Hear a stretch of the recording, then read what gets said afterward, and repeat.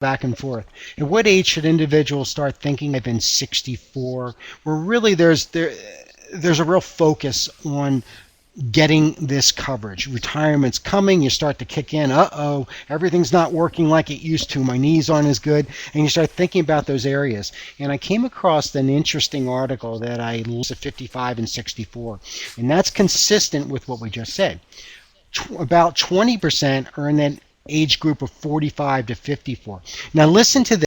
With, I think it was a 60-day elimination period, you were looking at about a $2,500 a year premium. That jumps up to $3,800 a year at age 50, $5,500 a year at age 55, $8,200 a year at 60. So the point that I wanted to throw out there, clearly, the younger you go in, the cheaper the insurance. So John, let me throw it over to you. What do you think? What should be the age that? This can weigh heavily into the underwriting factor.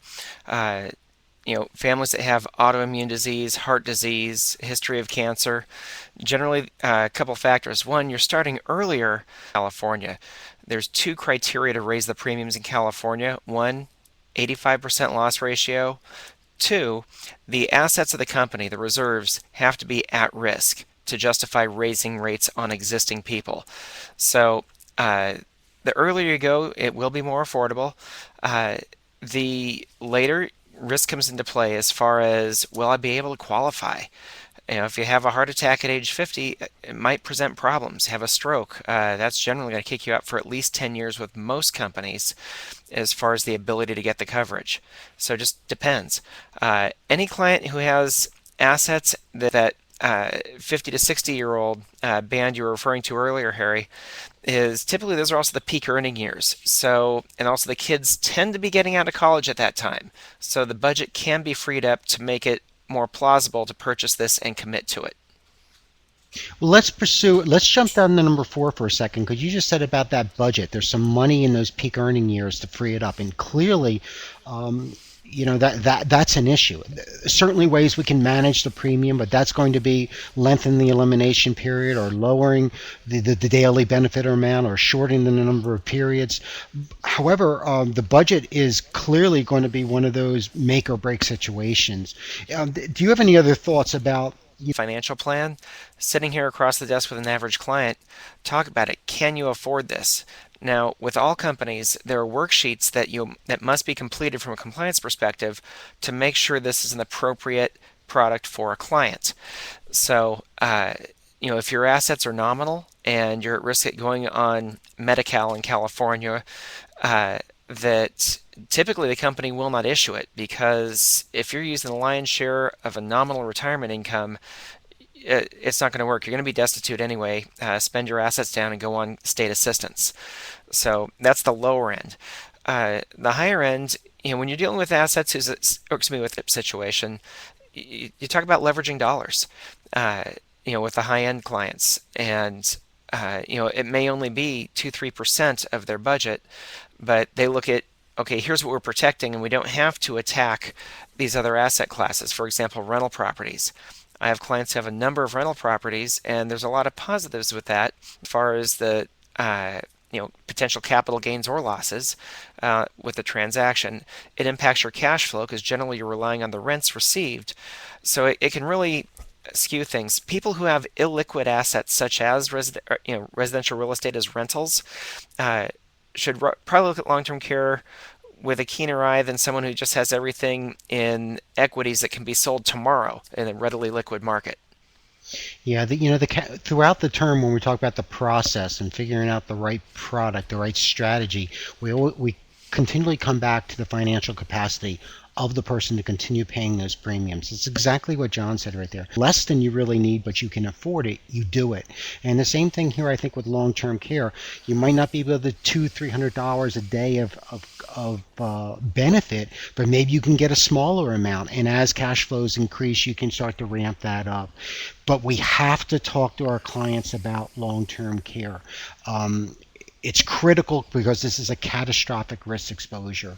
And along that same line, there's this question right there, John, about paid up life insurance, whether you paid up. There are a couple carriers out there who do a single premium combination universal life with a long-term care rider. And I have not seen a lot of those. Guardian was one company offering that. It was also very limited benefit. Typically, 50,000 lump sum at a given age would leverage out to about a quarter million in life insurance or a $200,000 LTC benefit. Uh, so those type of things are out there. But if you're looking for a client that's fairly affluent, I know the cost up here in Central California. I also know down where Cal Lutheran's campus is in Thousand Oaks, because I had a grandparent in the campus there in Westlake Village, or campus in a long-term care facility in Westlake Village, and paid up. A paid up policy is going to get you only so much mileage. If you're in a very affluent area, it's not going to last you very long. If you're in a more affordable area, a paid up policy could be a possible solution for a client that would take care of most of their care needs. You can see that Carolyn wrote down a question right there. Are group long-term policies portable? If I have if the employer, many employers don't offer this, but if it is part of a cafeteria plan or flexible spending plan. With my clients. I have seen one carrier that does do group, and that is Hartford. And it is portable. So after you leave the company, you can still continue the premiums. And it's regardless of insurability. You're on the books, you want to pay the cost after you go, you can. So I know of at least one company in the marketplace that does let you. Uh, The portability, I think, will have to be there, especially if one offers portability and another one doesn't. But we will see. Um, yeah. John, could you take I number five want to there? jump in. Go ahead. Okay, actually, before we jump to number five, on the questions, Renee mentions MetLife used to do Group LTC, and Carolyn says she has MetLife. Uh, MetLife has left the long-term care market. They are going, that was as of 2011. They are going this. They were Genworth was looking at approximately 80%. The persistency, which is the converse of the cancellation rate, the persistency was 98%. They were planning on 80. And now you go into the current economic environment and the difficulty of having solid, uh, fixed income investments. They're going to cover the cost of the premiums, and the carriers are putting the brakes on. Uh, Many carriers in California and existing policyholders. March 25th of this year, new customers, the rates are going to be an average of 83% higher. So that's just coming down in about 6 weeks. We're not raising it on the existing clientele, but for new. And Harry, down to number five, short-term disability. Does a pre-existing condition go away if you have the policy for a while? Generally, when you apply for a policy, if the underwriter has any apprehension regarding a condition you have, it'll be addressed in one of three ways. The first being a table rating, like with life insurance, where they increase the premium at a set rate. The next will that particular issue. I was sharing with Harry, I had a client who had a nasty type of arthritis called psoriatic arthritis. The underwriter was willing to issue the short-term disability policy uh, with an exclusion for that particular ailment. So anything else, no problem. The DI policy would kick in, but if it was for that pre-existing condition, it would not help the client. So if you apply for a policy and there's one of those three conditions we just talked about on whatever that condition is removed, so you just have a standard policy. The last question on there was, can I use Dick Weber's knowledge and service for a fee when I have a substantial account who can benefit? And I am sure he would be certainly willing to do that. If you want to get a hold of Dick and you don't have his contact information from last week, let me know and I'll put you in contact with him. And so, I am sure that's the case. Okay, does anyone want to add anything to these survey questions before I turn over the presentation to John and we'll move into that? Good. Okay, Jared, let me give you the microphone and did a pre-screening, and due to a back surgery, they said that they could issue the policy, but they would do a lower lumbar exclusion. It's kind of like what you were just talking about there, John. Disability policy, if the only thing she's afraid of would be excluded. So do we get the policy, but it's kind of useless, or do we wait a couple of years until after, wait 3 years and then try again? Or what do you do in that sort of situation? Well, again, ask the client family history as far as other conditions that may present a disability, because although her apprehension is right there on that lower back issue, there might be something else in the family that could trigger disability. We're not doctors. We're planners. We're producers. They do activities that could potentially injure themselves and trigger benefits. So cover that, the health history with the family, as well as other avocations, just to see, if they're focused on that one particular health issue, uh, there may still be a valid reason to get the policy. Otherwise, like you already brought up, if there's nothing else but it's just that one thing, wait a year or two. And with time and no further episodes, the underwriter may be a little more willing to just grant a regular policy. Thanks for the question, Jared. Very applicable to what we're doing here. And I will step aside. Okay, great. Hello, everyone, again. And be going through the slides here. Had a chance to sit down with Professor Starn and go through these a couple weeks ago, and added a few things. So we'll go through, and as always, write your questions down. I'm more than happy to take them at the end. Starting with the indemnity or property casualty insurance. The purpose of the policy is to just do that: indemnify the losses to property and losses due to liability, the casualty side of the business. In California, the most common casualty loss we have are dog bites. So that's something that a lot of insurers get very apprehensive about as far as the breed of dog, a so-called aggressive dog. Some insurers won't issue a policy. Others, they want to know about the dog. Just depends on the carrier you come across. And on the personal lines of property casualty, the second bullet point, we're going to talk about there's the individual, the homeowners, auto, umbrella, title insurance. We have the umbrella, professional, D&O, directors and officers liability, workers' compensation, trade credit, and moving along on the homeowner side. Few things that we have on the slide here. The up in the left corner there, name peril type policies, specific risk, flood, earthquake, inland marine, watercraft, tidal. Those cover specific events or specific causes of loss the homeowner may to make you whole. They are not punitive damages. That deals with liability, and that's a whole other animal on that side. But if your home burns down and it takes $100,000 to replace it, no, that benefit is not taxed. If you wrap your car around a phone pole and it's $20,000 to replace it, much of those tonight. Insurance is constantly evolving. There are new and different riders that are coming out. Some riders may be consumer driven, such as identity theft. Restoration is common with a lot of carriers now over the last couple of years.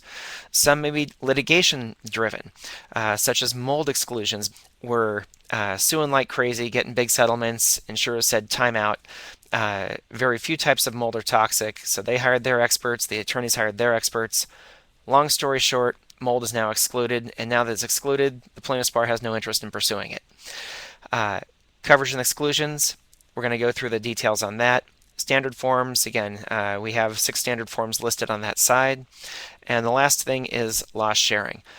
Deductibles, coinsurance, insurance to value, that Rule 80. Deductible acts like the coinsurance. You pay the deductible with each occurrence. So typically on the personal policies, it's not an annual aggregate, it is each loss. So if you unfortunately have 3 losses in a year and you have a $2,000 deductible, you're going to take the first $2,000 of every loss. The insurer is going to cover everything above that, subject to the policy benefit provisions. Raising the deductible reduces premium, and this is where I tell my clients there's no right or wrong with deductibles. It's simply, what do you like? And also trying to make it realistic, that explaining aggravation versus devastation. Aggravation. Okay, so I'm meeting with a client today, and that's a headache. It's aggravation. It's going to be solved in a couple of weeks. And what can you comfortably come up with 2 to 3 weeks from now as your portion of the loss if you have a sudden loss like that? Let's talk about devastation. Devastation. Talk with the client. Hypothetically, they go home. Home is burnt to the ground. Replacing an average tract home in California is going to take about a year. Demolition, permits along the way as far as the foundation, the electric, the plumbing, all the stages of rebuilding. So you might have a great contractor, but the cities are going to slow that up with the permitting process because it's fee. So Again, clients on limited income, yes, the premium does go up with smaller deductibles, but you don't want to put them in a bind should they have a loss. So just explaining that relationship and asking them what can you comfortably afford in a worst case scenario. The rule of 80. Need to maintain at least 80% comes in. You work up the replacement cost for the house on your software, and the software says 200,000. Client says, you know what, I just want to save money. I want to do 100,000. So they're insuring 50% to value. Well, typically that's what's called a coinsurance penalty because you receive $5,000 on that loss. The client may think, okay, I'll cover all the small stuff and I'll just deal with the big stuff. But removing what's called option ID, standard option in California, extended replacement cost called increased dwelling is the ID. It'll take that away, so that increased benefit to the client. You'll have a depreciated loss settlement actual cash value instead of replacement costs, and to make sure that you're reviewing the policies every couple of years with the clients to make sure that have they added a $50,000 addition to the house that we need to know about. So you need to do your due diligence in the form of your review process to make sure everybody's up to date. Caps on coverage. Amount of check for the difference if the home burns down. We're going to stop paying when that last nail goes in on the replacement cost. So again, there's no benefit to the client by over-insuring, and it's just going to raise their premium. There are riders available to increase face amount. We're going to get into those a little bit later. And a couple of little asterisks there. Deductibles do not apply to the dwelling itself. The land is the land. Home burns down, the dirt's still there. Excuse my poor penmanship here. I drew this up and sent it over. This is a conversation I have with my clients because of a very depressed real estate market. A few numbers are very important to the client and very relevant to the client. First is cost basis. Whatever they paid for the home whenever they bought it at that point in the past. Generally, it's their tax basis. Next one is the market value. That's going to be dynamic. It is what can I sell the home for today if I need to sell it. So when we go way back in time, the cost basis was a lot less. Then we had this huge run up in California for about 7 years till about the year 2007. And at that point, the market tanked, as you can see in that diagram. So again, market value is what can I sell the house for today? And it is dynamic. The third is replacement cost. That's the number that's important to the client and to the insurer. The red dashed line, the replacement cost, when we look at the value of homes over time in this state, that replacement cost is fairly consistent, about 0 to 5% a year. Explain to clients when they talk about my home was worth $500,000, now it's worth $175,000, and you're insuring it for $300,000. Well, I'll sit with the client, go through the replacement software, and make sure that it is still on par. The yellow line's there, the cost deviation. If you set the value on replacement cost a number of years back, 6, 7, 8 years, and you fail to take a look at that, well, the compounding error, whether it's positive or negative, from not taking another look at that and recalculating every few years, can throw the client off. They're either going to be overinsured or underinsured. The only way to find out what a house truly costs to insure is to burn it down, and then we know the exact replacement cost for that day.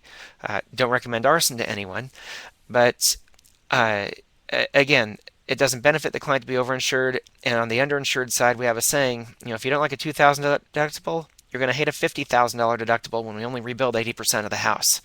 So again, as a producer, it's my obligation to make sure clients are insured properly. And let me take a look at some of the questions real quick here. I'll jump back on the MetLife comments at the end of this. I have some anecdotal comments on that. Since I live in California, I know my world here. With all insurance companies in California, when you get your homeowner's declarations page and your renewal every year, it's going to say up there, it's up to you to choose your coverage amounts. Basically, that's what I'm going to tell you there. There are 3 acceptable ways to establish that replacement cost value that will be acceptable to the insurance company.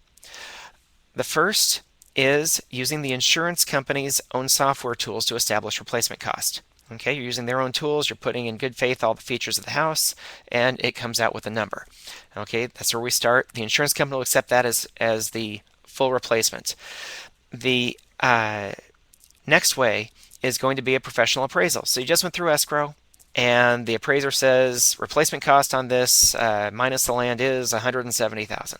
Okay, so we'll accept that. The professional appraiser said that's what it takes. The third way is going to be a contractor's estimate. So, for example, when I deal with custom homes, you have a large custom home, replacement cost near $1 million. If it's within the last 2 years, my underwriter will accept the contractor's estimate as far as what did it take to build it. So that's one of three ways as far as determining replacement cost, and generally it's the consumer's responsibility. Uh, and how do you know if you have 80% replacement cost? Well, again, talk to the agent. No matter who they're representing, they will have tools to establish the value, replacement cost value of the home. And again, if you in good faith give the features of that home, whatever number they come back with will be acceptable as 100%. So, okay, moving along. Settling losses. There's the actual cash value, actual cost, and that is replacement cost minus depreciation. So here's the thing. In all states, building code is changing constantly. In California, it's changed a whole lot in the last 15 years, actually 17 years. 1994, we had the Northridge earthquake out here. Major changes in building codes in California. Homes built prior to 1994, when they have a loss, are going to have a lot of code issues that must be dealt with. So that's going to accelerate the depreciation because it's not built to current code. So if replacement cost is 200 but depreciation is 100, and some insurers will use IRS guidelines and tables as far as dwelling and the depreciation guides, you don't want to have actual cash value if you can help it. Coverage on the homeowner's policies for personal property, carpeting, appliances, awnings, outdoor equipment are an actual cost basis unless they're endorsed otherwise. So again, make sure when you're looking at a client's insurance, if you're working on a financial plan for them and just glancing at the insurance, or whether you're actually in a producing position, make sure that both you and the client are aware of the coverages endorsements they have. On replacement cost, coverage on the homeowner's policies for dwelling and other structures, subject to that rule of 80. Again, maintaining at least 80% of the replacement cost. And you're going to get replacement cost regardless of, well, not regardless, I spoke out of turn there. You will get replacement cost on it subject to the policy limits. I briefly mentioned there's an endorsement because that home and used their tools and insured it to their liking. They will give you an extra buffer there, anywhere from 20 to 50% depending on the insurance carrier. So just depends on the carrier you're with. Take a look at that. The benefit of that extended replacement cost is, okay, let's say you do a addition to the home. It costs you $40,000-$50,000, and you forget to tell your insurance company. Hopefully you won't have selective amnesia like that, but again, some people do. That it's going to help absorb those extra costs. Cost of rebuilding the current structure, yeah, light construction versus common construction. You want to have it rebuilt with like materials, and again, up to current code. Guaranteed replacement cost, we briefly touched on that just now. Again, the overrun will be capped. Typically 20 to 50% is what you see in the market depending on the insurance company you're dealing with. And just taking a look here. Jeffrey has a question. What, if any, changes have I seen to premiums with all the events across the country in the past few years? Generally, you're seeing an increase in premiums. Take the Midwest, for example. That I was talking with an agent in Oklahoma, comparing my house to his house, that personal residences. Very similar, 2,500 square foot, one story, a few upgrades, nice home in a nice neighborhood. He was paying 3 times what I'm paying here in California. And he jokingly said that, well, State Farm buys the state of Oklahoma a new roof every 3 years. Well, they have all the wind exposure with tornadoes. We don't have that out here. Our biggest threat out here, as far as a major catastrophe, is earthquake, and that's excluded with all carriers. There are separate entities to help take care of that risk, and we'll touch on those a little later. So, generally, you've seen increasing pressure on premiums because even though the cost of real estate has gone down in the recession, walk into Home Depot or Lowe's. The cost of copper tubing to replace the plumbing has more than doubled. The cost of plywood has gone up substantially. The cost of all the materials to rebuild your home has increased. And so again, just because the market value has gone down as far as selling your home, the cost to replace has gone up. So that is, it takes two things to rebuild a house: materials and labor. Contractors are not working for free. They need to feed their families and keep their businesses open. So replacement cost has been rising even though market value has been falling. Accordingly, premiums have been going up. So James Foster has a question. Referring to the Northridge earthquake, building codes. To what degree do insurance professionals try to predict other natural catastrophe that may send a shockwave on these kind of variables? You know, we really don't. Our job is to educate and perform. We can't predict. Despite having a very technical bachelor's degree and understanding a lot about science, that's just one place I'm not going to go with clients, because if I'm acting in a professional capacity, that may open me up to an E&O exposure. I explain the risks that are covered on the various policy forms that we offer. I explain the other things, such as earthquake in California. I explain the California Earthquake Authority is the main entity to take care of the earthquake risk in the state, and let the client decide. We unfortunately don't have crystal balls out there. And Colin made a comment, reinsurance industry. Yes, for catastrophic losses, generally there's reinsurance.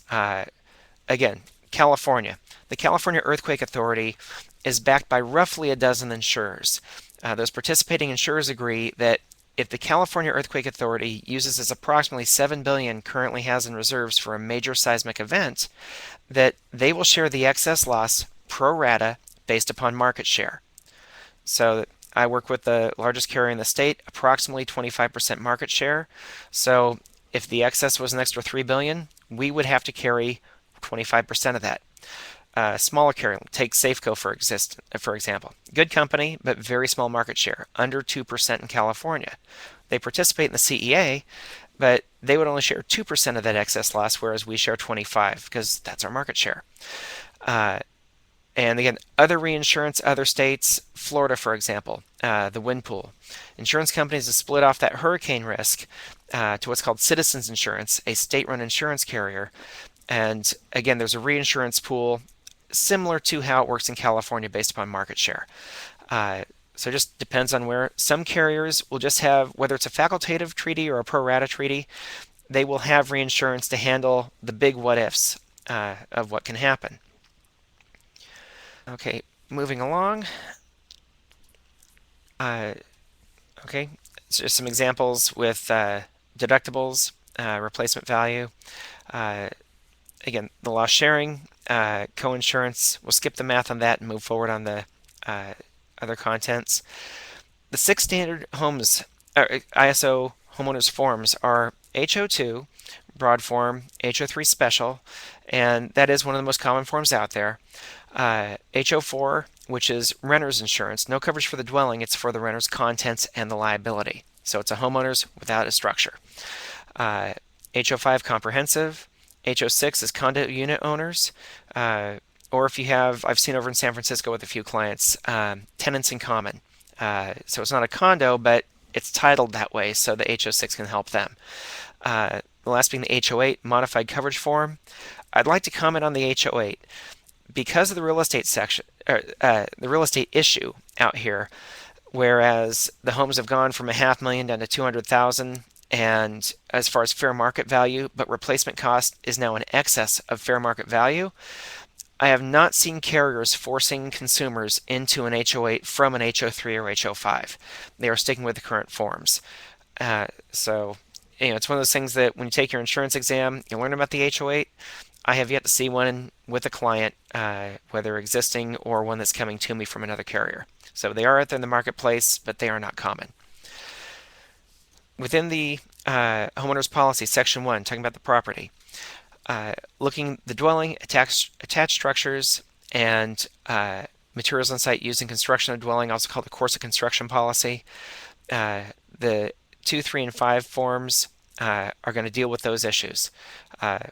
Already mentioned, not part of the HO4 because you have no coverage for the dwelling itself. And on the HO6, most carriers in California have 10% of the property amount. So you have $50,000 of contents, your couch, the flat screen TV, your clothes, all the contents you move in there as a unit owner. Uh, Typically, you'll see 10% as a default for the coverage level for the dwelling and the building. The HOA master policy is going to take care of the main structure. Most of the HO6 policies are a walls in policy. So they're going to take the drywall in and, the improvements such as the kitchen cabinets, plumbing fixtures, toilets, tubs, countertops, etc., banisters if it's a multi-story condo, and just make sure you have a conversation with the client to make sure that for the improvements that they have in there, is the coverage A on the HO6 appropriate? Endorsing that coverage up is very inexpensive with most carriers. Coverage B, the unattached structures, fence, pool, patio. By default, with most carriers, it is 10% of the coverage A amount. And again, if someone builds a cabana and it's $75,000 construction cost on that, and the main house is $300,000, well, by default they have $30,000 coverage. Endorsing that up for the $75,000 actual construction cost does not dramatically increase the premium on that policy. So again, have the dialogue with the clients, find out the unique features of that home, and make sure that the policy is accurate. Personal property. We have 50% on the slide here. There are a number of carriers out there, especially with the HO3, that do 50%. Most carriers with the HO5 are doing 70 or 75%. The company I represent, 75%. Without sounding too much like a commercial, with 16 million homes that we insure in the nation, we have more total losses to deal with every year, so we have a good idea as far as the amount of coverage that you need as just as a default to keep the headaches away when things go very wrong. So coverage amounts are selected with the HO4 and HO6. That's very true. Again, dialogue with the client. How much stuff do you have? And select an appropriate amount and talk about replacement cost. On both the HO4 and the HO6, and as well as the 2s, 3s, and 5s, there is an actual cash value option as far as the replacement cost on the personal property. The difference, well, put it this way, all of my clients have replacement cost, not actual cash value, whether it's an HO4, HO6, or the HO5. And the difference in premium is less than 1% with the carrier I represent. So make sure they have replacement cost on this. If they don't, the losses will be depreciated using IRS guidelines for whatever the typical item is, whether it's a couch, a TV set, a computer, clothing. The IRS has all those guidelines regarding depreciation. The insurance companies just use the IRS guidelines, and it will be aggressively depreciated. Coverage D, loss of use. Couple things. Typically, you'll see both a dollar cap and a time limit on that. With most carriers, it's 12 months. Some carriers do 24 months. The carrier I represent is 24 months and no dollar cap. It's just a time limit only. Again, just depends on the carrier that you're looking at. But 12 months by default is typically there. I really haven't seen the 30%. I'm sure it's out there somewhere. I just haven't come across it. But 12 months being standard with a dollar cap, and just depends on the carrier as far as that number. Personal liability.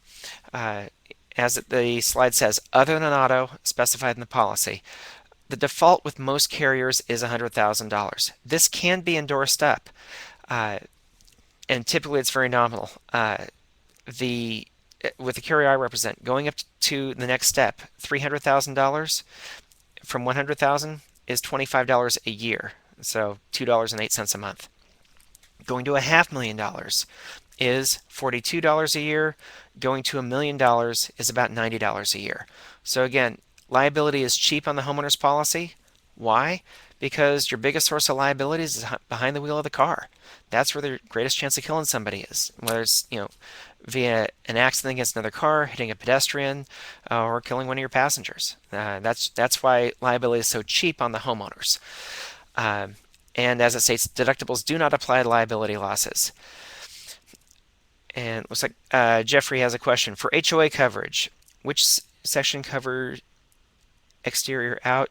Again, the dwelling coverage is going to cover the interior wall in for the individual. The homeowners association will be covering the structures as well as the common areas such as the clubhouse, any parking structures. I hope that answers the question there. Renee has a question. What form will be used for a single family, No common walls, but garages connected on the bottom floor. So, okay, so the dwellings are separate, but that dwelling extension is common. The Okay, well, you'd use a traditional homeowner's policy, whether it's a homeowner's Form 3 or homeowner's Form 5, but that the dwelling, the outbuilding, the garage that's detached, would have by default with most carriers 10% of the dwelling amount. If it's a shared wall, uh, it's a little bit of an odd situation that you bring up. Make sure you have a cooperative neighbor. Otherwise, you may want to just overinsure it a little bit, even though you don't have an insurable interest. Uh, I have not come across that in 23 years. So, as far as a loss situation. But again, the dwelling extension coverage would cover the insured's interest. Uh, Definitely, the insurer would rebuild the half of the garage related to the insured. How the neighbor cooperates, whether they had coverage for that or not, you know, uh, probably end up in litigation. Moving along, coverage F, medical payments. This is a very inexpensive coverage, and it works regardless of liability. As it says there, no fault. So let's use an example. And also, it's medical payments to others, so it's the opposite of medical payments on your car. On your car, it covers you and everyone in your car if you're in an accident, regardless of liability. On the home, it doesn't cover you and your family. It covers people you invite in, whether they're related to you or not. So, an example, your brother comes in from out of town with your 4-year-old nephew. There's nothing wrong with your house. There's no negligence per se. There are no hazardous conditions that exist. There's nothing wrong with it. 4-year-old's happy to see his uncle, runs on in, trips over the threshold of the door, does a face plant, splits their lip, knocks out their incisors. You feel bad. It's not your fault. There's no liability, so the insurance company's not going to pay when a no liability situation, but medical payments will apply. So, uh, to bump that up to 5,000 or 10,000, and typically 10,000 is the maximum you're going to see with most carriers, is typically less than $1 a month. So I call it keep the peace coverage. You have no legal responsibility, but you want to keep the peace with your neighbors and your family members that come to visit. So, bump that up when you have the opportunity. It's a very nominal impact to premium, and it's a nice benefit to have. The reason why it's not 100,000 or a million, we don't want to pay out $100,000 when you're not liable for something. That's why we cap it at that relatively low 10,000. Who's defined as insured? This is common to most contracts: insured spouse, relatives living in the home, uh, residents under age 21 under care, full-time students, uh, person caring for pets, or using watercraft of the insured with permission. Yes. Word on watercraft. Most insurance policies, at least the HO5, will cover watercraft if they are sailboats less than 26 feet in length and powered boats less than 40 horsepower. So if you have your $60,000 Malibu ski boat that's a couple hundred horsepower, you need a boat policy. But for the where's the property covered, that insured locations, you can see the bullet points there. Don't need to read them out to you. But personal property, last bullet point is one dimension specifically, anywhere in the world. So you go on vacation to Japan, you have your top of the line $2,000 digital camera, digital SLR with all the fancy lenses, and someone steals it from your hotel room or it's just misplaced while you're on a tour. Okay, it's covered in your homeowner's policy back home in the US. So anywhere in the world on that. What's not covered? Property insured elsewhere, motorized land vehicles, and the note there, riding mowers, motorized wheelchairs. If you have an ATV and you're not on a farm or a ranch, because those would be scheduled property under the farm ranch policy, but you have a home, you have a few acres, and you have motorized equipment for the use and upkeep of that property, and you do not take them for registered use on the highway, so you don't have to register it, it's only on your property. The homeowner's policy is going to cover that. If you go out in public roads, typically you have to have a registration for that, and you'll have a separate recreational vehicle policy for John Deere Gator, Honda ATV, those type of toys and equipment. The rest, again, bullet points, you can all read that, pretty standard with most carriers. Name peril versus open peril, very important to know. The HO5 and there's a variation of that called the HOW, but it's essentially like the HO5 with slightly broader coverage. The HOW is just unique to the carrier I represent, but we also do a HO5. It's open peril, also called broad form. Basically, it's covered unless it's specifically excluded. On the others, named peril. It's approximately 16 different named perils that will be covered, and if it's not one of those 16, it's not covered. So, named peril loss is identified by peril specifically listed, and again, open is all losses except those caused by listed perils are paid. Okay. What are the 16? There you go. You can look those over. And what's typically excluded, these are standard to most insurance companies. Earthquake, landslides, mud flow, liquefaction after an earthquake, flood, sewer backup. But on the sewer backup for water damage, that is available by endorsement on the HO3 and the HO5 with most carriers.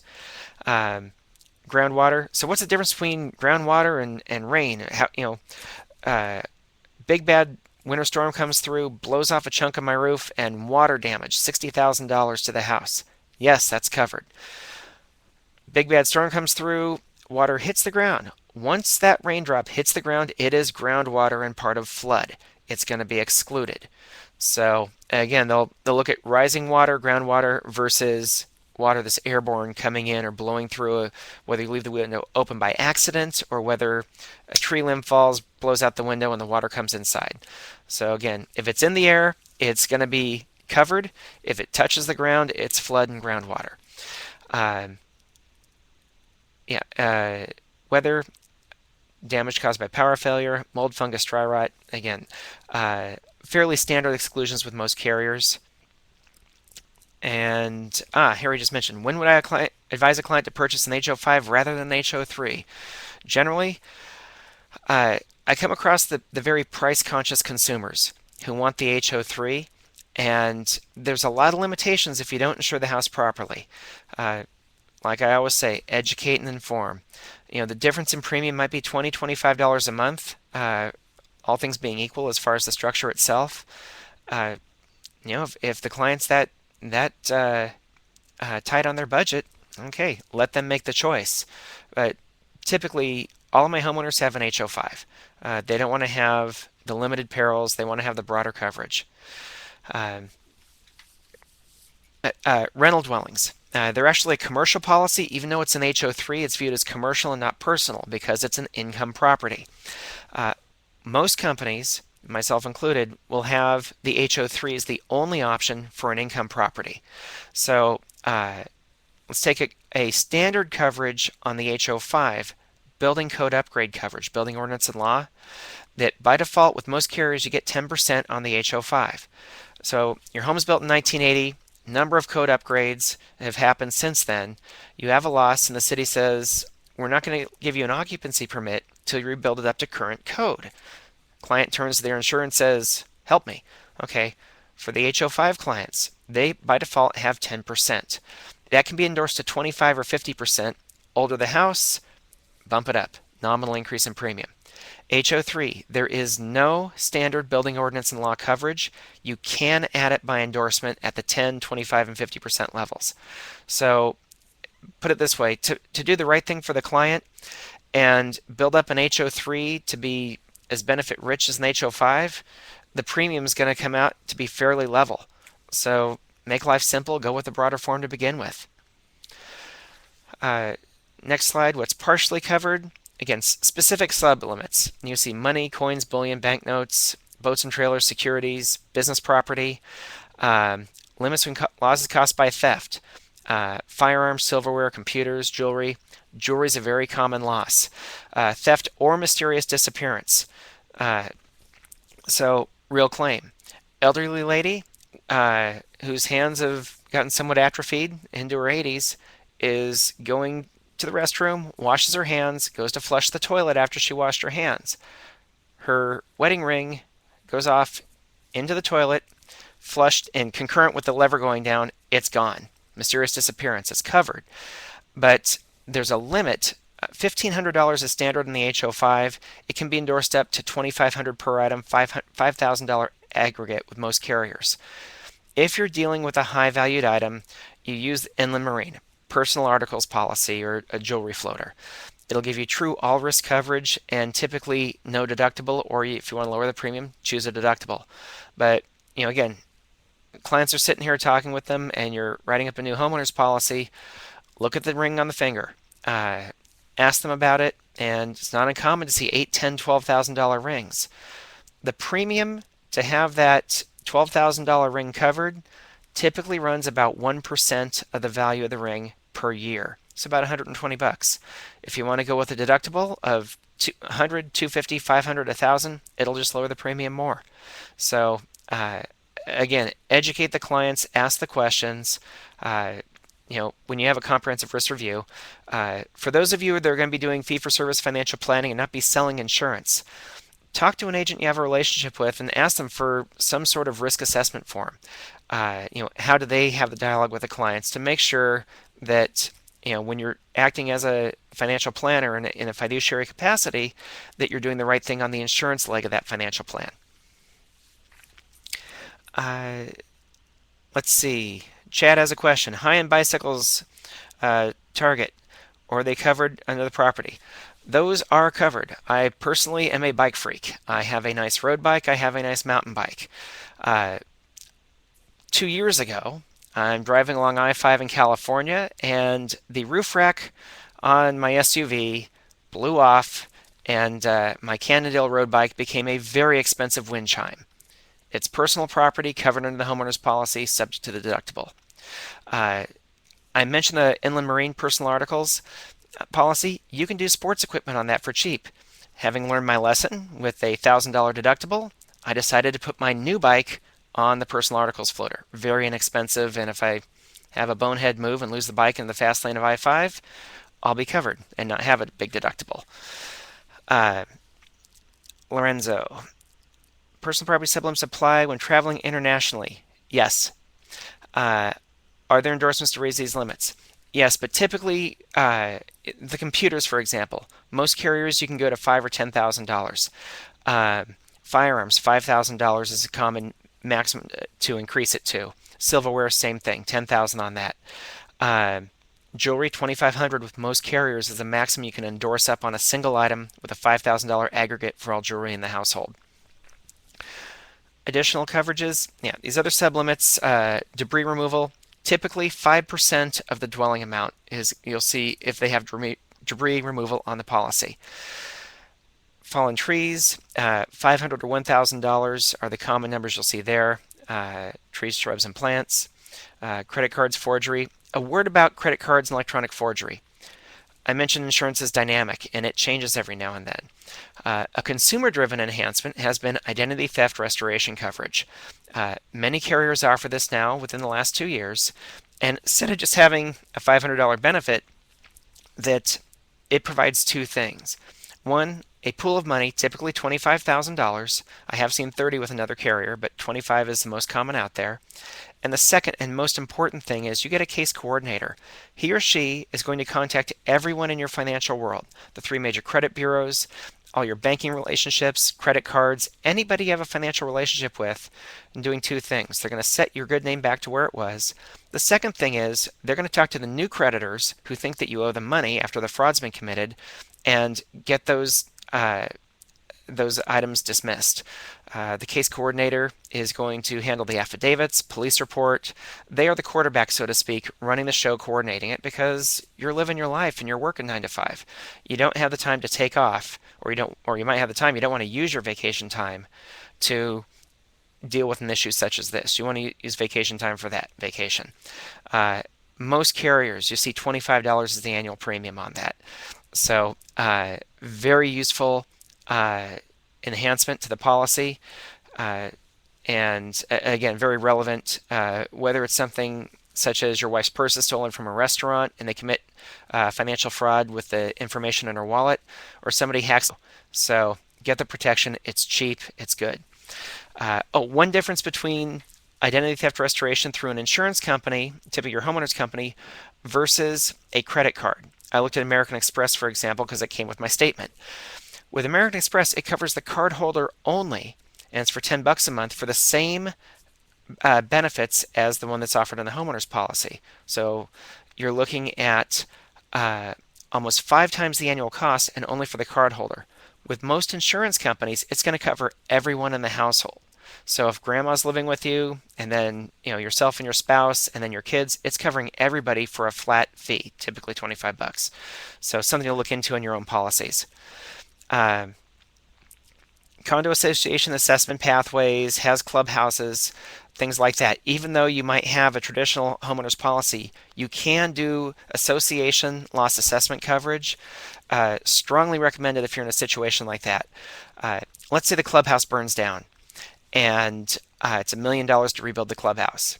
And there's 250 units, okay? 250 in a million. Guess what? Everybody's getting an assessment.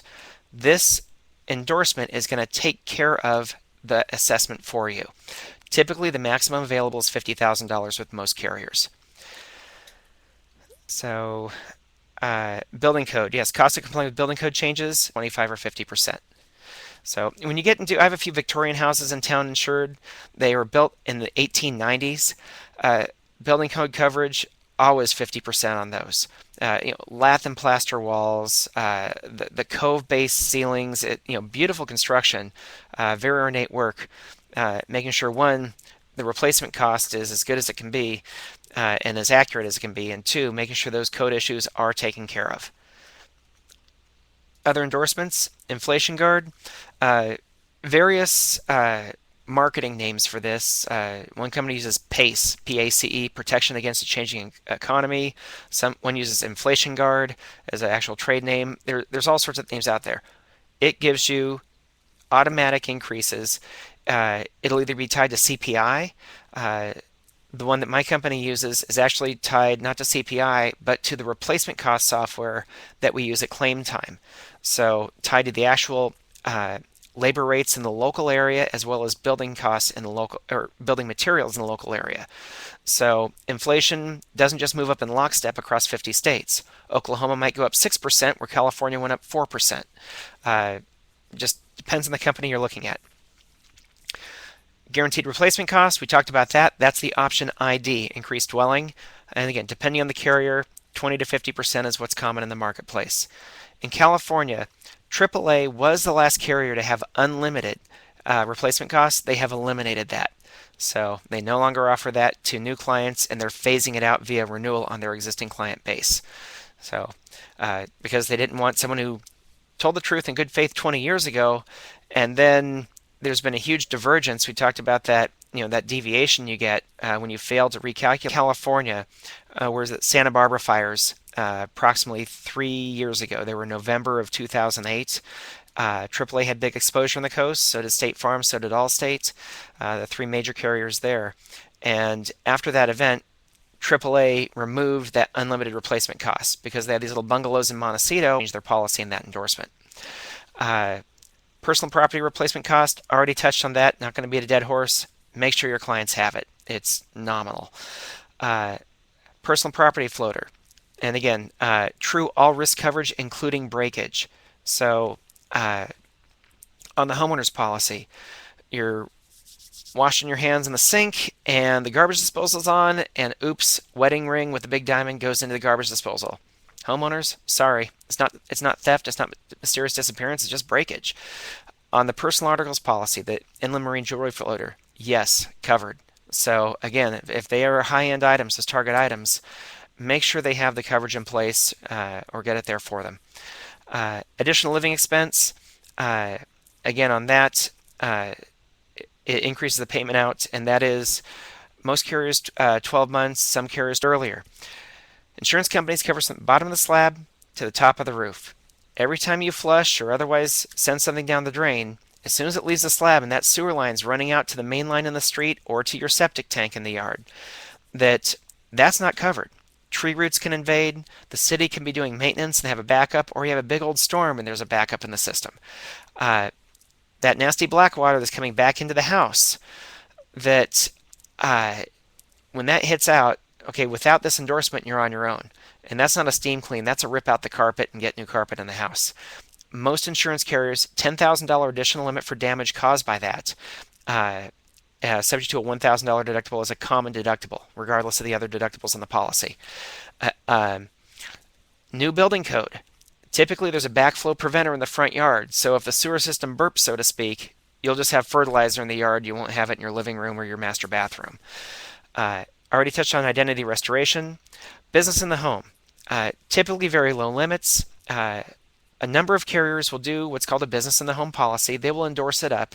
So if you are an accountant, a CPA working out of your home, and you occasionally have clients coming in, or a friend of mine had a jewelry business. She was building jewelry in her home, and that UPS guys coming back and forth a couple times a day, delivering orders, sending out orders, and delivering supplies. Uh, if someone's hurt on your residence because of a commercial endeavor, your homeowner's policy is a personal policy, not a commercial policy. So it's very economical, typically under $200 a year, to get the right business coverage, to cover your business equipment, supplies, tools of the trade, so to speak, and also cover the liability aspect. We already covered building ordinance and purchasing named peril policy. Flood insurance. Flood insurance is through FEMA and the federal government, and there are limits of what can be purchased there. I typically deal with lenders who don't understand how flood works. They just want the maximum amount of coverage. Well, the maximum that a homeowner is required to purchase by a lender is one of three things. First being the amount of the loan. Second being $250,000. That's the maximum FEMA will sell you. So if you have a $2 million custom estate on a river and it goes out, the maximum you can buy through FEMA is only, or we have 80% of replacement cost. So the lender might have, a $200,000 loan, and replacement cost is, by coincidence, $200,000. Lender says, I want 200,000 coverage. No, you only have to purchase 160. And I typically fax over the FEMA guidelines with the rules, circle it, and saying, here's why we're choosing 160. And if the client wants more, they will take more. FEMA, on a national basis, has been aggressively redoing the flood zones. In the Central Valley, especially up in the Delta area near Stockton, large tracts of homes suddenly being into special flood risk area. People who have not had to purchase flood insurance before are finding $1,100, $1,300 annual premiums slapped on in a mandatory situation by the lender. It's a consumer's nightmare. People are doing special appeals. Some people are rebuilding homes at higher elevation above the base flood elevation. A whole other topic on that, whole other night. I could bore you to death on that. Wind exposure, mentioned Florida. Hurricane risk is segregated out from the standard homeowners policy in Florida, as well as a number of Gulf coastal and eastern seaboard states, the ones that are subject to that hurricane peril. Earthquake, deductibles are stated as a percentage of insured amount. So California Earthquake Authority, 15% is the standard deductible. Costs $300,000 to rebuild your home. Your deductible is $45,000. With a CEA, you can purchase a 10% deductible for a higher premium, so you'd only have a $30,000 deductible. It is truly a catastrophic policy. If there's just some big shaker and the plaster's, drywall's cracked in your home and it's $10,000, $15,000, you're on your own. Get a loan through the SBA via FEMA. That's what we've historically done in California for Loma Prieta in '89, as well as Northridge in '94. Low interest loans. But if your home is down to the ground on earthquake, that 45,000, well, you get an SBA loan for that 45,000, and then the CEA is going to kick it in the balance, and you'll have your home rebuilt. One brief tangent on earthquake coverage. Earthquake severely damages the house. Gas line severed, house catches on fire. I jokingly tell my clients, let it burn, fire's covered. So even though an earthquake damage, the damage caused by fire will be covered under the homeowner's policy, even though an earthquake severed that gas line and caused a spark that caused the home to burn up. So fire will be covered. Don't torch your house. Arson is still a crime. Insurance and watercraft. Yeah, standalone policy on that. Boat owner's policy for jet skis, wave runners, etc., as well as your traditional boats and sailboats. Title insurance, typically we come across this as homeowners at the point of sale, or point of purchase, I should say. In escrow, we purchase title insurance. Any defects in title, clouded title, to make sure that any future claims against the policy will be defended against, and that when you bought that home, you had clear title and no other issues with it.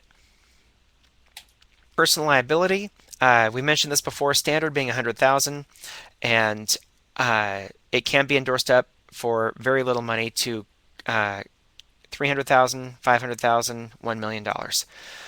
Medical payments, we touched on that. What liability is not covered in a policy? Motor vehicle, again, if it has to be insured on the road, you're going to have an auto policy for it. We pretty much duties after loss, namely cooperation and giving the insurance company a right to inspect, cooperating with litigation, depositions, interrogatories, etc. If any claims go to litigation, loss settlement, appraisal for establishing value in loss settlement, other insurance clauses. You can't buy a homeowner's policy with Company A. Homeowner's policy underlying limits of Policy 1 are exhausted first. Abandonment clause. If you abandon the property, typically the peril of vandalism and theft is suspended on the policy if a home is vacant for more than 30 days. Standard with most companies. Mortgagee, subrogation. Again, subrogation is just a transference of a legal right of collection. Insurance company pays $10,000 to fix your floor when the dryer hose or the washer hose broke. Well, turns out they go after the manufacturer of the washer hose, and your rights of the insured are subrogated to the insurance company or transferred, so the insurance company can recover that loss if it's a product defect. Policy zone, make sure everything's up to date. If you're just in the world of being a fee-only planner and not planning on being an insurance producer, make sure you contact the client's insurance agent and ask them the questions. Is everything up to date? Do they have all the applicable coverage and endorsements that they need for their situation? So again, you're doing your due diligence there.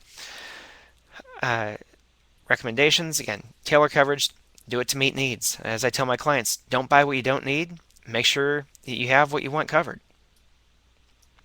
Okay, with that, Harry,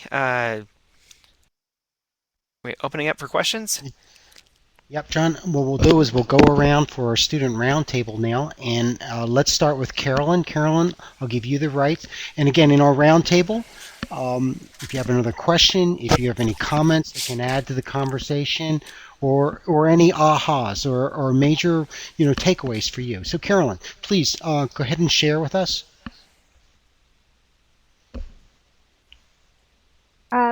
Listening to all this, I find very scary because I haven't looked at my homeowner's policy in years.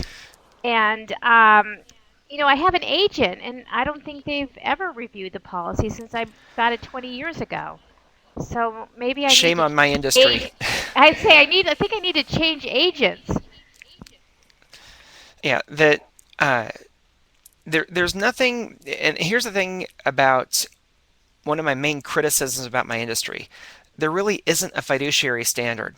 You become a CFP, there is a fiduciary standard. It's very clearly delineated. So as a consumer, talk to your agent. If your agent's going to ignore you, find an agent who's going to take care of you. So it doesn't mean you have to switch a company, but find someone who's going to take care of you. So my name's on the sign. Yes, I have fully licensed producers in my office. Bottom line is, I'm available for my clients. My own personal practice is every Thursday, I run my policies build this week, and I send out a letter to all the clients inviting them to sit down. I do house calls for my larger clients, or even for my seniors who aren't big clients but just out of convenience. I take care of my clients' needs. As a result, I have a very high retention rate. Carolyn, thank you for sharing that. And that's a very important concept for us to realize the value, again, we can bring into the relationship as a financial planner.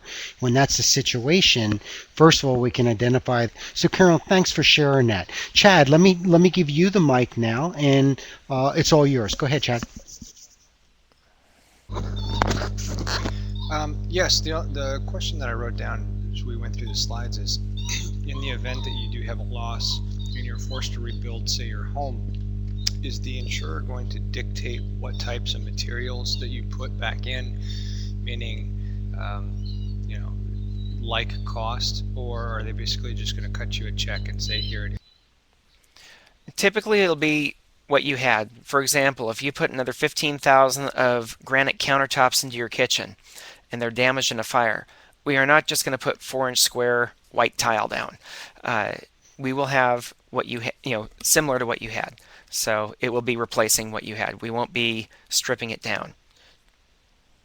And when you get your contractor, the contractor is going to write the estimate, the spec sheet, based upon what you had. That's generally how it goes. Okay, so I guess is there any flexibility then that, let's say you had, would you say 4-inch laminate beforehand, and so now you've had a loss and you're looking to upgrade? Are they going to force you to put that 4-inch laminate back in, or can you say, No. look, I'll cover the difference? Yes. Generally, the Okay, insurers great. will work with you. If you say, you know what, it's a great time to do a remodel, I don't want the oak cabinets, I want the hickory cabinets, they'll just calculate based upon what you had. Then they'll do the new sheet with, your contractor's going to say, okay, it's an extra $3,000 for these cabinets. If you want to pony up the difference, go ahead. No problem. Thank you, Chad. And now the microphone, let me hand that to Colin. Okay, I actually had a question on homeowners. In going through all of this, I actually jumped over to my insurer's website just to check out my own policy. Good for you. So, yeah, I was like, oh, I better check. They list things a little differently. They're not using the insurance terms. They're trying to dumb it down for me, but I guess actually confusing me. They mention personal injury. I'm assuming that's coverage E, personal liability. Is that another There term is used? okay. On some policies, and again, it's going to vary with insurance companies, that uh, personal injury, typically we're dealing with what the attorneys call advertising injury, libel and slander. So personal injury is standard on most liability umbrellas. It's deepening the coverage. It's not just $1 million, but they're adding other types of things that are covered. If you don't have an umbrella, you can add that personal injury endorsement. Company I represent, it's $16 a year. And so if you don't have an umbrella, let's broaden it up. Kids trash talking kids on Facebook. You mad at a contractor that did work in your house, so you post a nasty thing on Facebook saying this is the worst contractor ever, and suddenly he gets a look at that and he claims that because of that written act, that libel, that his business has suffered and he sues you. Okay, advertising injury, as the attorneys call that. Mhm. Thank you, Colin. And let me hand the microphone now to James. And thank you for strongly recommending not torching down the Thanks. house to find out its worth. um, I kind of had a general question now. What's more general? How important is it, when is it necessary to suggest policies that clients may perceive as being unnecessary, and how often do you find clients challenging suggestions or a homeowner's policy that covers liability as a hedge against risk? For example, because they might say, well, my home is safe. No, there's no risk. Nobody's gonna slip. I don't need that. So how do you deal with things? Well, again, it's the old saying: we can't want it more than they want it. Uh, Educate and inform. Make sure the client's aware. Cost, benefits, and if they don't want it, document it, capture it, and move on. Uh, there's no point in annoying the client and frustrating yourself. If you've thoroughly explained uh, how this policy works and why you're making the recommendations you are, if they say no, that's fine. I just capture it. The record keeping system that my company provides me, time and date stamps. It can't be fudged, and so you can't make up something like you had a conversation 3 years ago. It's impossible. So my reviews are captured, the date of the review, date of the next review, and the gist of what happened in that review. What did we touch on? If I make recommendations, they say no, that's fine. That's their choice as a consumer. Thank you, James. And let me give the microphone now to Jared. Thank you, John. This has been a really good um, discussion. I had two specific questions. Um, my house, for instance, it's an old house and we've been working on it for a while. When I got my insurance, I think it's the replacement's like 300 something thousand. But if it burns down today, and I now have my new kitchen with my new granite countertops, are they going to replace it to where it is today or where it was the day I got my insurance? Because the day I got my insurance, my kitchen was gross. But I haven't talked to Okay. my agent in the meantime. Yeah. And then the second part was, my insurance is a lot more expensive because I have an old 1910 house. It's all lath and plaster, and it's like 3 times more expensive than I've ever paid because they say, well, if it burns down, we want to be able to pay to replace it with old lath and plaster. But if my house burns down, I'm not going to put lath and plaster back up. So I mean, it seems kind of Did you, counterintuitive. They're saying I need to pay more because it costs more to do lath and plaster, but we wouldn't. okay. As far as the lath and plaster issue, that may be a bit of a catch-22. So to keep the uh, availability of extended replacement cost, keep the availability of code enhancement, especially on an older home like you described, you're going to use the insurer's guideline as far as if they say 300,000, but realistically, you're not going to go lath and plaster, you're going to do sheetrock. And it might be, pulling a number out of the air, 10,000 cheaper to rebuild. Okay, so you've overpaid the dwelling coverage by approximately 3% in that example, if that's the only issue. Uh, again, you're going to have to follow the insurance company's guidelines as far as replacement cost to keep all those replacement cost uh, settlements and not have depreciated loss settlement. So, and the first part of your question again, I'm sorry, I lost that. Oh, and just a question. I mean, I'm in the middle of a renovation, so Yes. the day that I got my insurance, I had an old kitchen. Now I have a new kitchen. My house burns down tomorrow. Are they going to replace it to my new granite countertops, or is it going to be replaced?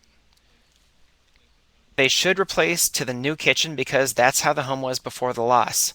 The overriding factor is going to be, what if it's 330,000 now instead of 300 that you're carrying? Well, you should have extended replacement cost on there, and that's helps absorb when the insured hasn't reported these things. It's also helped design with uh, price spikes. When you have, we don't see it in California that often, other than brush fires, but in the Midwest, where a whole town's taken out by a tornado, well, there's a temporary shortage of materials, shortage of labor. You see price spikes. That extended replacement cost helps absorb those extra expenses and rebuild the home for the client. Uh, um, but again, specific to your thing, you've upgraded your kitchen, you didn't tell the insurance company. That was the reality of your house before the loss. So just, there should, hopefully there's enough coverage. Review it with your agent and have them put it through their replacement cost software, see where it comes out. Thank you, Jared. And let me hand the microphone now to Jeffrey. Thank you for your presentation. They're very informative. Can tell that you take very good care of your clients. A question that I have is, what relationship do you have with planners? And if we're doing financial plans with clients, do you recommend us taking a professional such as yourself and having you go through everything, or is it something that we should know basic information about so that we can be useful to them prior to sitting down or talking to their agent? Yeah, I would take that on two different levels. Uh, First one, you should have a cursory knowledge. Becoming a CFP and getting this MBA in financial planning, you're definitely, from a knowledge standpoint, in the upper echelon uh, of the work world as far as the people who do this. So, have a cursory knowledge. That's a basic expectation. If you don't want to dive in and learn it, establish a relationship with someone you trust in the insurance industry. There's a CFP I work with from Ameriprise, and he refers clients over to me on the insurance side, because he doesn't want to deal with the property casualty issues. He knows that when he sees a client and they have a $4 million net worth and they don't have a liability umbrella, that's a problem. So he'll just refer them over to me. So again, he has the cursory knowledge. He knows what to look for. He doesn't want to know about every single endorsement on the homeowner's policy. So he'll take a look at it. He'll ask them, "Have you reviewed this with your insurance agent?" Uh, so that's how he handles that. So just whatever your personal comfort level is. Uh, personally, there's a number through the FPA. I'm a member of the Financial Planning Association, as well as State Planning Council of Stanislaus County. I deal with state planning attorneys, CFPs, CPAs as a professional network. I choose to network with them as opposed to other business networking organizations because I like the caliber of the people. I like the fiduciary uh, capacity they embrace and how they take care of their clients. Jeffrey, thanks for answering a very important question, and one that I know that we've continued to see how we are going to help our clients interact with professionals when we're collaborating in this capacity. So thank you, Lorenzo. Let me give you the microphone. I'm going to go to Lorenzo too. I think that's probably the one that you have. Let's see if your mic works on that. Maybe it's not. I see you typing. Okay, let's try one. There we go. Try that one if you would. I hope this one is working. Can you hear? We got yes. Yes. Okay, perfect. Yeah, I was having some internet issues a little while ago, so my apologies for that.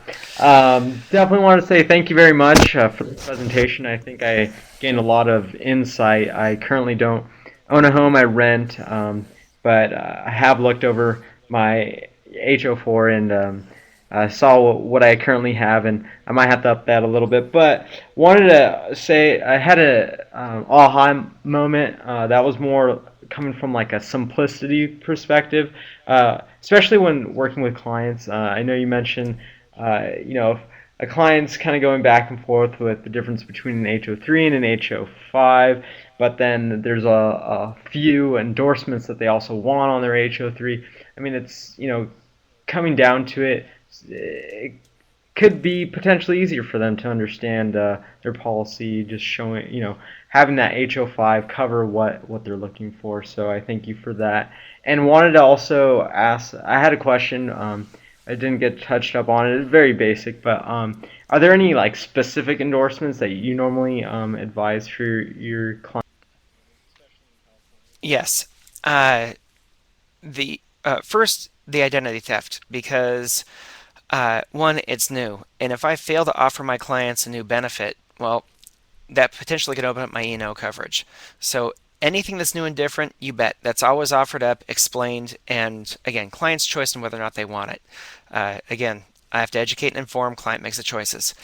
Uh, Building code. When the homes get to be 25, 30 years old, generally we talk about increasing the building code. I mean, you're talking a latte a month, about $3 or $4, cost of a latte from Starbucks.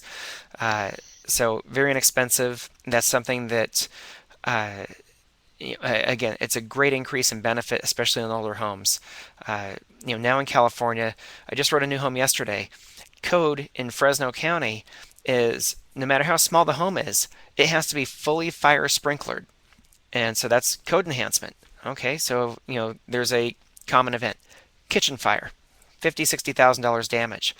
Well, now the city can come in and say, you know what, you've had a fire loss. We want you to sprinkler the entire house, even the undamaged portion. Building code upgrade is going to take care of that. So that's an important one.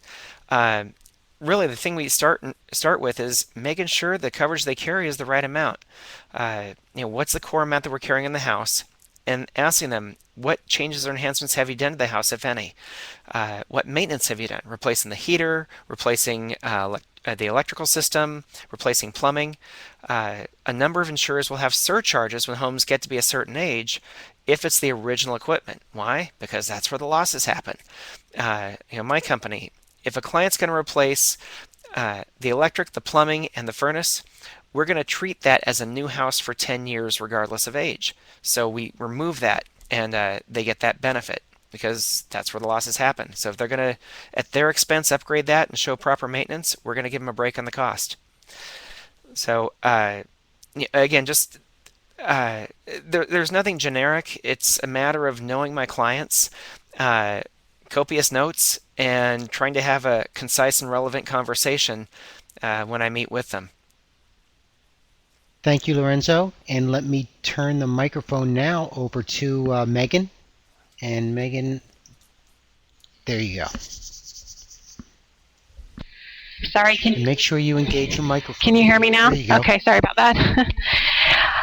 Hi, John. Well, I just want to say thank you for your presentation. I did find it extremely helpful, and I really appreciated the other students' questions as well. I was going to ask a similar question to what Chad asked about able to do an upgrade when you're replacing, so that was helpful.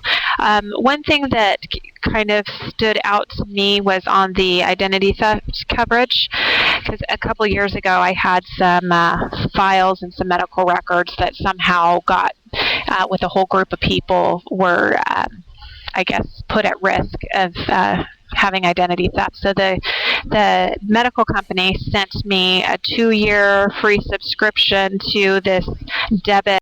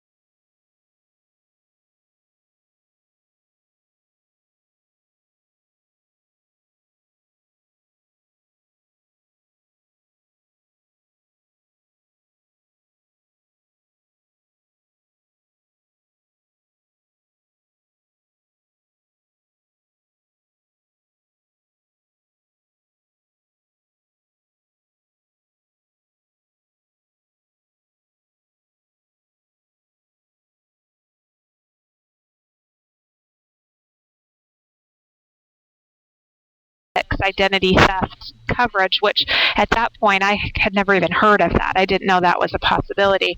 And so now that it's due to expire, I didn't realize that you could get the same type of insurance through your homeowner. So my question is, can you Hmm. elaborate a Yeah, little bit more on the difference between, just a company that's all they do versus kind of wrapping it into your homeowners?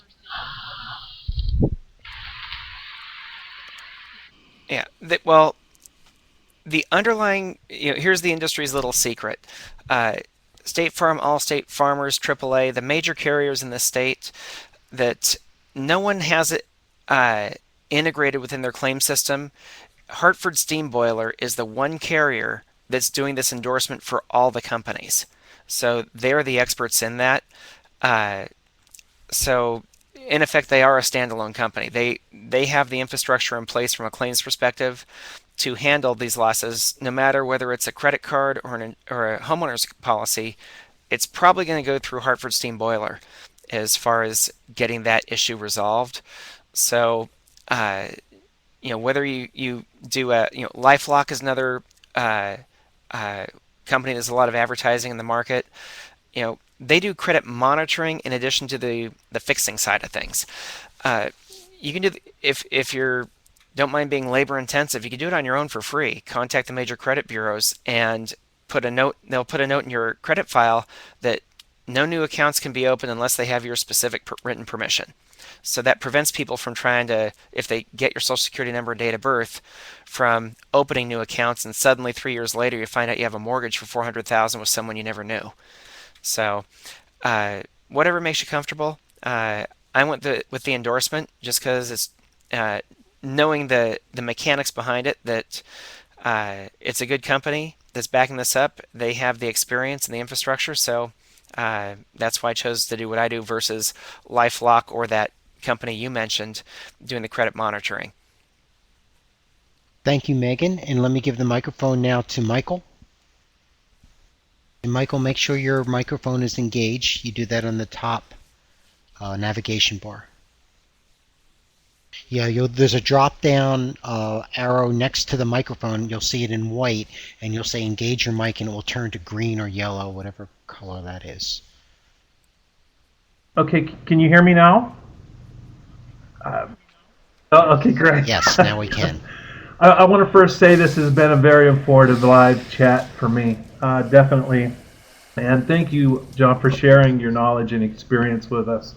My wife and I just recently moved to San Diego, and we're looking to purchase a home. And part of that planning is insurance, definitely. And looking at the various forms, the HO3 seems to be something that we will require eventually. Now, in our discussion, we talked about the 80% rule, which is very important in it. We're willing to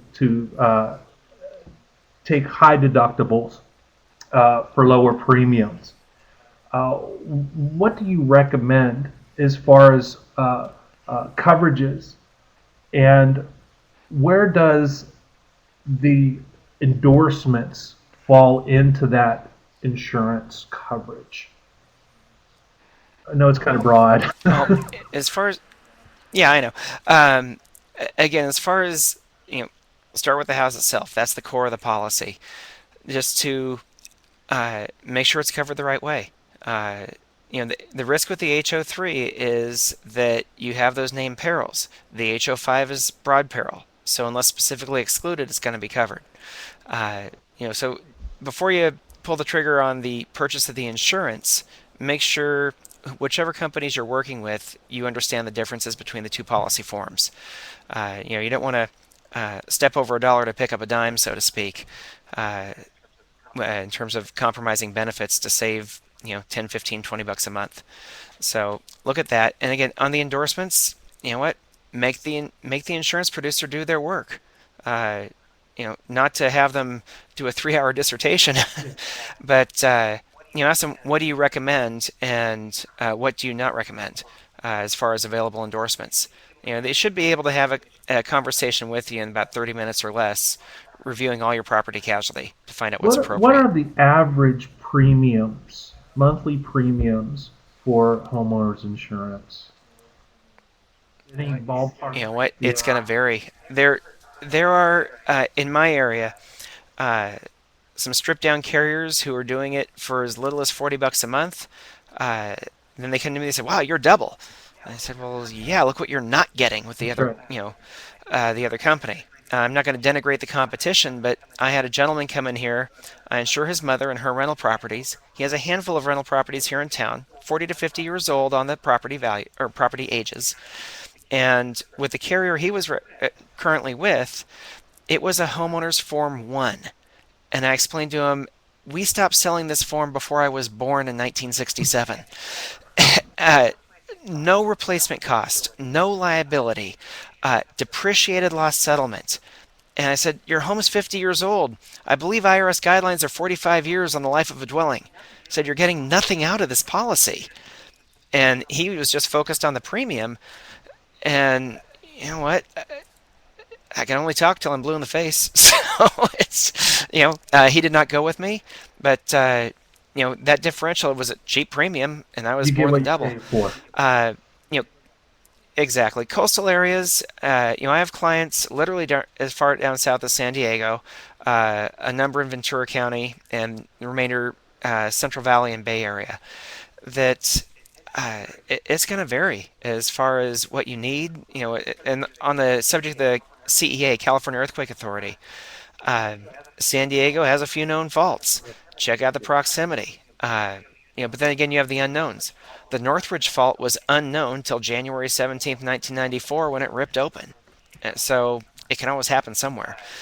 Uh, Another factor in deciding whether to purchase the extra expense of the California Earthquake Authority, because if you're buying a nice place in San Diego, the premium might be $1,200, $1,400, $1,600 a year for the CEA policy, depending on where you're at. That Do you have equity in the house? If you're putting down a six-figure down payment and you have substantial equity, you know what? You might want to insure that equity with the CEA policy. If you're doing an FHA 3.5% down, you may not want to look at a CEA policy until you have substantial equity because, even with a 15% deductible, you still don't have any equity if you walk away from it. So, uh, again, it's not just about the house, but also in terms of financial asset. Well, it's a use asset technically because you're living in it and you get the enjoyment of living there. That uh, look at the other components of the financial side of the transaction too, aside from just rebuilding the house if it burns. What do you have to lose personally, financially in this investment? And again, going back to Thank you, Michael, for the questions. going back to Go ahead. okay, I'm sorry. Go ahead, John. um, speaking generally about homeowners rates. What I've seen, coastal areas running about double what the Central Valley is here. Uh, we don't have that many floods in parts of the valley, and we don't have a lot of seismic exposure. We're not in a brush area. So, accordingly, fewer perils, lower price. You go to Ventura, Santa Barbara County, everything's brush on a hillside that's going to slide into the ocean. Very expensive homeowners policies out there. Just depends on where you're at. Renee, go ahead, please. Can you hear me? Yes. Yes. Yes. Okay, good. I just wanted to say again, thank you for coming and presenting. I definitely learned a lot in the presentation tonight, especially because we've been going through the process of, getting quotes from different insurance companies and comparing what coverage we need for this new house. So I was especially, my aha moment, I guess, was when you talked about all the additional coverage that a homeowner's policy would cover, things like what Megan talked about as far as identity theft, the floating the rider that you talked about for jewelry, things like that. So just thank you again for all the information. You're welcome. And Colin made a very good point there on the notes to everybody if you haven't read it yet. The right insurance is the one that'll be there when you need it. This evening we have one more. Yaya, if I could ask you to come in and share with us and kind of wrap up our Well, roundtable. first, I just want to thank you, John. That was very informative. I learned a lot. I mean, I most of the class we don't know that much about insurance, and I was surprised what comes with it. There's a lot of like extra stuff that comes with the home insurance, and that just made me think I have a rental property, and now I gotta like go and look at mine and see what does it include. Especially that I have no equity in the house, so I just don't want to be paying overpaying or underpaying. I just want to make sure that I have the right insurance. In addition, I was really surprised that with the identity theft, especially that it's a new thing, and I think I like that the industry is changing, and new things are Very coming. much so. Very much So so. so the industry is adapting to what's new, and that was just like another source of revenue, and you know, it's it's a very good business model, I think, overall. And thank you again. You're very welcome. You're very welcome. Well, John, reiterating what the class said, I just want to say thank you for joining us this evening, joining us twice during the term, for it's just interesting, um, so informative meetings. Thank you Well, so you're very much. welcome, and always happy to help you out. Well, with that, we'll end tonight's chat. Thank you for everyone hanging in here, and same time next week. Email me if you have any questions. And John, if anyone wanted to get a hold of you, do you have an email that they can reach out? Yes, and I'll forward it over to you also. The email is John, Jon, there's no H in that, Jon at modestoinsurance.net, and that'll go straight to my email. I have a website. It's just www.modestoinsurance.net. Good. So with that, then I will stop the archiving. I'll hang around for a few minutes in case anyone has anything for me. And with that,